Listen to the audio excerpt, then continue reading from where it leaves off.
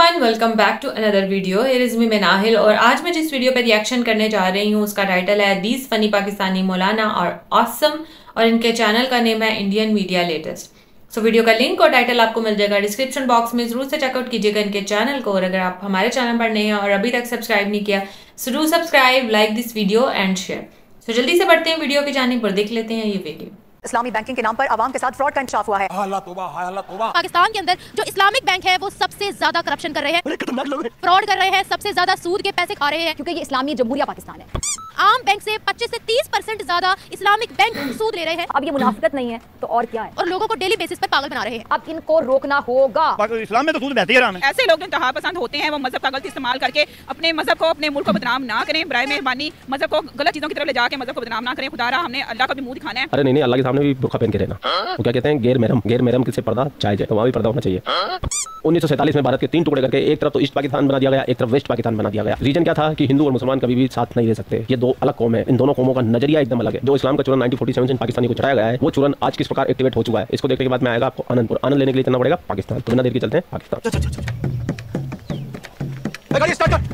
किसी बैंक के पीछे चेक कर लें, आपके पास इतना सरमाया पाकिस्तानी की बैंक किसी के पास है तो वो पाकिस्तान में बैंक खोल कर बैठ जाए। तो इनके बैक साइड किसी चीज पे भी आप चेक कर लीजिएगा, आपके इनकी बैक अप पे सारी तो यूदी लॉबी है। उन्हें पता है जब ईमान कमजोर हो जाएगा ना तो इनको किसी वक्त भी आप गिरा सकते हैं। आप यकीन करें यहूदियों के पास, नॉन मुस्लिम्स के पास भी इतना टाइम नहीं है कि वो पाकिस्तान भी नजर रखें। अगर उनको देखें जहाँ उन्हें प्रॉफिट नहीं मिल रहा है, जहाँ प्रॉफिट मिलता है वहाँ यूदी पहुंच जाते हैं। क्या प्रॉफिट मिल रहा है यहाँ से? लेकिन आप खुद ही तो बता रही हैं कि 25 से 30% रुपये खुद ले रहे हैं, खुद ले रहे हैं। अगर 1 लाख रुपए के बीच में 30,000 मिल रहा है तो यूदी तो पैसे के लिए करता है ना दुनिया। प्रॉफिट पाकिस्तान में आ रहा है ना, वो तो प्रॉफिट उन बैंक वालों को आ रहा है। में आप कह रहे हैं ना। अब मुझे किसी एक बैंक का मालिक जो है उसकी अपनी प्रॉफिट है उसमें बैंक में, आपके पास कोई प्रूफ है इस बात का? मैं आपको एक छोटी सी दलील ही दे देता हूँ ना।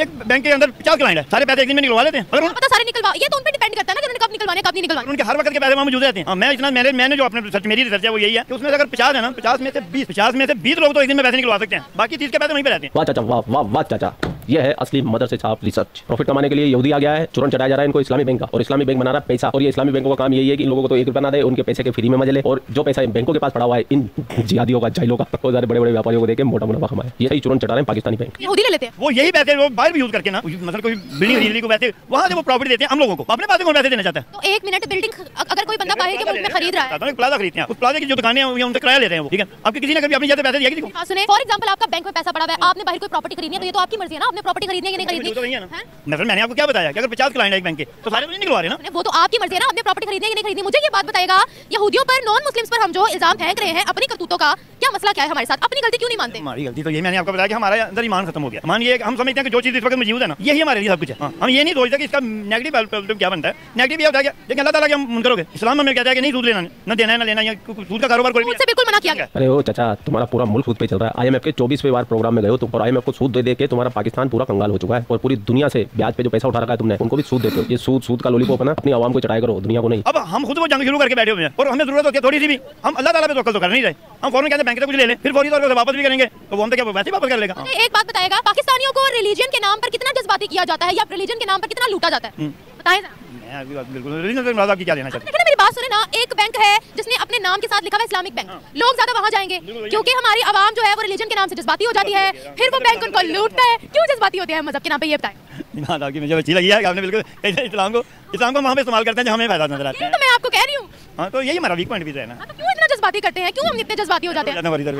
हम देखें, हम लोग ऐसे बहुत से केसेस पाकिस्तान के अंदर हुए हैं जहाँ नॉन मुस्लिम्स की जान ली गई है विदाउट एनी प्रूफ, और कानून से भी बात नहीं की गई, खुद ही जज बन गए यहाँ पर ब्लास्फेमी का केस उन पर डालकर, ठीक है। तो ये बताएगा कि हम लोग खुद इतनी ज्यादा करप्शन कर रहे हैं, क्यों मजहब के नाम पर जज्बाती हमें किया भी जाता है और हम हो भी जाते हैं, क्या कहते हैं? नहीं, पहले आपकी ये बात मुझे वाकई अच्छी लगी कि आपने कहा है कि हम मजहब के नाम पे लोग जज्बाती हो जाते हैं। हमें हमारी जो ट्रेनिंग होती है ना, अल्हम्दुलिल्लाह हमारे माँ बाप करते हैं ना, जब वो हमें इस्लाम के नाम पे इतना चुनाव रोशना करा देते हैं कि हम समझते हैं कि हर चीज़ यही है, ठीक है ना, अभी यही है। वाह चाचा वाह, किसी बंदे ने तो जाके कमजोरी पकड़ी इन पाकिस्तानियों की, इस आसमानी कौम की, जितना भी इनको ये चूरन चटा के गया था। और आज तक पाकिस्तान के सारे पॉलिटिशियन इनको इस्लाम का चूरन चटा रहे। अभी तक ये चाचा भी चाटा हुआ था लेकिन अचानक से इसमें बुद्धि आ गई है, इसकी छठी इंद्री जागृत हो गई है। वेरी गुड चाचा, ऐसे ही। मगर बाद में हमारे इसी वीक पॉइंट को हम इस्तेमाल इसलिए होते हैं कि हम गौर ही नहीं करते कि यार ये चीज़ गलत है कि ठीक है। हमें सोचना भी चाहिए ना कि ठीक है कि गलत कर रहे हैं हमें हर चीज़। देखें इस्लाम में तहकीक का हुक्म देता है। नबी पाक सल्लल्लाहु अलैहि वसल्लम का इरशाद मुबारक है कि मैं इस्लाम मुकम्मल करके जा रहा हूं। अंधों की तरह किसी के पीछे ना लग जाना, तहकीक करना, फिर जब तक तस्दीक ना कर लो उसमें कहता किसी को तो करता ही नहीं ना। देखिए आपने कहा माँ बाप सिखाते हैं, हमें बचपन से बिल्कुल सिखाते हैं, लेकिन हमें कभी ये सिखाया गया है कि इस्लाम के अंदर सबसे पहले आप इंसानियत को देखो, बिल्कुल ये है। कभी सिखाया गया? देखो हमें तो देखो ना, हमारे तक ट्रेनिंग है ना, हमारे घरों में तो जो ट्रेनिंग दी जाती है वो कहते हैं यार देखो किसी को मुश्किल में तो नहीं, तो परेशान तो नहीं। इतनी ट्रेनिंग दी जाती है, तुसी झूठ ना बोलो, तुसी कैमरे झूठ नहीं बोलते, मेरे घर में मौजूद है।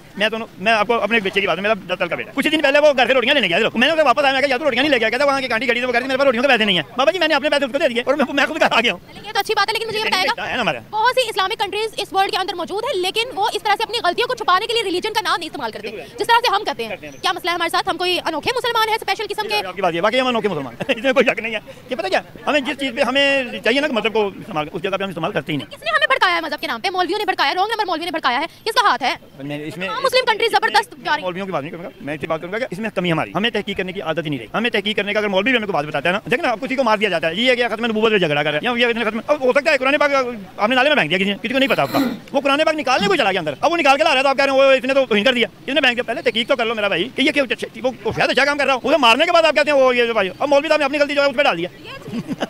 ऐसा अनलिमिटेड टाइम्स पाकिस्तान के अंदर हुआ है। ऐसा मौलवी ऐसा करते हैं, मैं इसमें कोई नहीं कहता कि मैं वो मौलवी नहीं, मैं एक दुनियादार इंसान हूँ। तो हम उनके खिलाफ आवाज भी तो नहीं उठाते ना, जिनकी वजह से हम फंस रहे हैं। मेरे ना वो चाचा जी कहते होते थे कि बेटा कभी जिंदगी में ना जरूरत पड़े ना तो सारी दुनिया के सामने जो झगड़ा कर लेना, मौलवी साहब के साथ में झगड़ा करना। मैंने पूछा चाचा जी ये क्यों ऐसा कहते हैं? कहते हैं बेटा बात ये है कि आपने एक बंदे को कन्विंस करना है कि मौलवी साहब बुरे हैं, पर मौलवी साहब ने पूरा जुमा आप पे पढ़ा देना, वो जो खुतबा देना उस किताब के वो मौलवी साहब ने आप पे कर देना। अब समझ में आया कि इनकी मौलवियत से फटती क्यों इतनी। छाजा धीरे धीरे ट्रैक पे आ गया और समझदारी की बातें करने लगा। कम से कम ये तो पता चला ना कि मौलवी के खिलाफ ये बोलते क्यों नहीं है, क्योंकि इसको एक को जाके कन्विंस करना पड़ेगा कि मौलवी गलत है, और मौलवी एक ही जुम्मे के दिन नमाज के अंदर इसका तियापाचाई कर देगा, और फिर ये जुनूनी कौम है, जज्बाती कौम है, बिना सोचे समझे ज़ोंबीज़ की तरह टूट पड़ती है। और ये कौम चाहे पाकिस्तान में हो, चाहे हिंदुस्तान में हो, चाहे बांग्लादेश में हो, ऑल ओवर दुनिया में कहीं भी हो, इनका पैटर्न सेम है। फिर आप लोगों को वीडियो कैसा लगा कमेंट करके आप भी चाचा की खाल देख सकते हैं। आप लोग अपना ख्याल रखें, आपका भाई आपके लिए पाकिस्तान से रिलेटेड वीडियो लाता रहता है। जय हिंद, वंदे मातरम, जय श्री राम, जय श्री राम, जय श्री राम।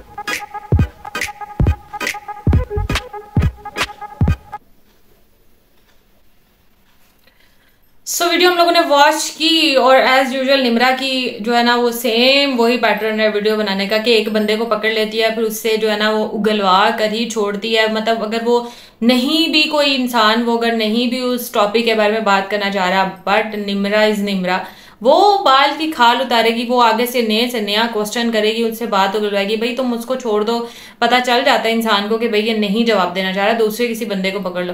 खैर ये जो भी बातें थी, अगर मैं बैंक की बात करूं, इस्लामी बैंक की वाकई ऐसा ही हो रहा है। अगर सूद जो है वो इस्लामी तरीके से, अगर ये पाकिस्तान जो है वो इस्लामी जमहूरिया पाकिस्तान है, इस्लामी तरीके से अगर ये चल रहा है, और हम दूसरे लोगों को भी क्या बता रहे हैं कि हमारे अपने मुल्क में यही कुछ हो रहा है। अगर हम एक टाइप पर, अगर हमारे इस्लाम में सूद से मना किया गया है तो बैंकों में वही सिस्टम चल रहा है। 100% एग्री। और अगर आप अगर 1 लाख रुपया लोन लेते हो ना बैंक से, तो आपको जो है वो ये भी ठीक है कि आपको थोड़ी सहूलत मिल जाती है कि अगर आप किसी इंसान से, किसी बंदे से आप इतने पैसे मांगो एज ए लोन 1 लाख रुपया, तो आपको उसकी मुकर्ररा मुद्दत तक उसको वापस करने होते हैं। आप 2 माह का टाइम लेते हो, 3 माह का टाइम लेते हो, 4 माह का टाइम लेते हो। पहली बात तो ये कि कोई इंसान आपको देता ही नहीं है इतनी बड़ी रकम, आपको मजबूरन जो है वो बैंकों की तरफ ही रुख करना पड़ता है। लेकिन फिर वही बात, फॉर एग्जांपल मैं बात करी, अगर आप किसी इंसान से लेते हो तो आपको एक जो आपने तय मुद्दत मुतय्यन की होती है कि इस टाइम पर मैं आपको वापस कर दूंगा, तो आपको उस टाइम पर उसको वापस करने होते हैं और सारे पैसे एक साथ वापस करने होते हैं, जो कि एक गरीब इंसान के लिए मुश्किल है। जो 1 लाख का लोन ले रहा है, जाहिर सी बात है उसके इतने रिसोर्सेज नहीं है। अगर उसके पास इतने रिसोर्सेज होते तो वो खुद जमा करके ना वो चीज ले लेता जिसके लिए उसने 1 लाख रुपया लोन लिया। तो ऑब्वियसली जिसने लोन लिया उसके पास इतने रिसोर्सेज नहीं है, उसके लिए एक साथ इतने पैसे देना मुश्किल होता है।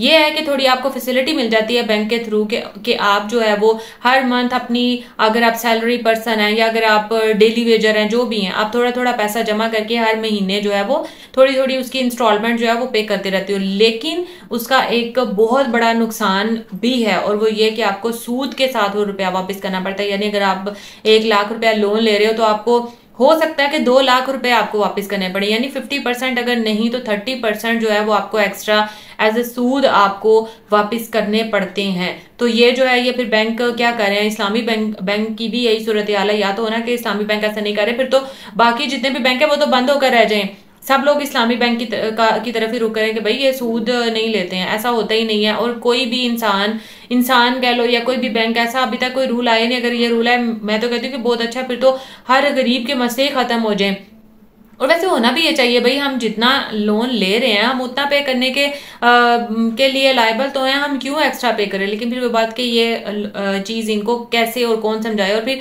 पाकिस्तानी वहाँ भी उस पर लेपा लगा देती है, और वो लोग भी ये सोचते हैं कि यार देखो हमें सहूलत भी तो ये दे रहे हैं ना। अगर हम किसी इंसान, फिर वही बात जो मैंने पहले एग्जाम्पल दी, अगर हम किसी इंसान से लेते हैं तो वो हमें एकदम से पे करने पड़ते हैं, लेकिन ये हमें इतनी सहूलत मिल रही है कि हम महीने महीने करके और 2-3-4 साल में हम ये जो है वो लोन वापस कर रहे हैं, तो ये भी तो हमें सहूलत मिल रही है। तो ये सोचकर जो है ना वो चुप कर जाते हैं। लेकिन अगर इस्लामिक पॉइंट ऑफ व्यू से सोचे तो सूद और फिर हराम है। तो बाकी रही बात इन मौलाना की, ये तो मुझे थोड़े से इंसानों वाले लग रहे थे, लेकिन बाकी मौलानाओं की वाकई ये हकीकत है कि हमें एक बंदे के पास जाकर उनकी बुराई करनी पड़ेगी, लेकिन वो एक ही और वो ये भी नहीं सोचते कि भाई जुम्मा का खुतबा उसमें मैंने क्या बात करनी है, वो तहस नहस करके रख देंगे। सो खैर ये था मेरा रिएक्शन, होप आपको अच्छा लगा होगा। अगर अच्छा लगा है तो कमेंट करके जरूर बताइएगा, और वीडियो को भी जरूर लाइक कर दीजिएगा, और चैनल को सब्सक्राइब करना तो बिल्कुल मत भूलिएगा। सो मिलूंगी इंशाल्लाह नेक्स्ट रिएक्शन वीडियो के साथ। अब तक मुझे दें इजाजत, अल्लाह हाफिज।